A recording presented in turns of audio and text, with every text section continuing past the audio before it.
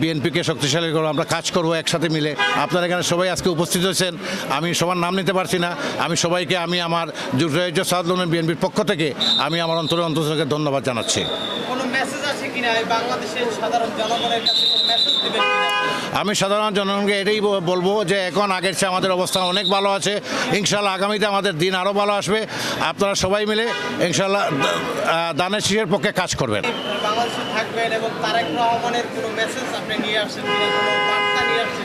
ওনার বার্তা বলতে কি, ওনার বার্তা বলতে যে আমরা জাতীয়বাদী শক্তি সবাই একসাথে জাতীয়তাবাদী দলকে আমরা শক্তিশালী করে দেবো, যাতে সবাই মিলে দানার শীষে এবার ভোট দেয়, দানার শীষকে জয়যুক্ত করে। আর ইনশাল্লাহ আমি আশা করতেছি বিএনপি এইবার সরকার গঠন করবে, এই আশাবাদ। দায়িত্ব পালন করেছেন আপনি যখন বিদেশে ছিলেন, কি কি দায়িত্ব? আমি এখানে আপনার জাতীয়বাদী দলের একজন senior vice president south London বিএনপির। আর আমি আরও বিভিন্ন দায়িত্ব পালন করছি, বিভিন্ন সংগঠনের সাথে জড়িত আছি। সব কিছু মিলিয়ে আমি রেমিটেন্সের একজন অগ্রদূত। আমি বাংলাদেশে প্রথম শুরু করি বাংলাদেশ ব্যাংকের অনুমোদন নিয়ে রেমিটেন্স বিজনেসটা 2002 মনে হয়, আমার যতটুকু মনে হয়। এবং যারা নিয়োগ হয়েছে তাদের সহিত অনুমতি আছে কিনা? আমি তাদের প্রতি আমি গভীর সুখ এবং শ্রদ্ধা জানাই। যারা আপনার নিহত হয়েছেন তাদের পরিবারের প্রতি আমার সমবেদনা, গভীর সমবেদনা।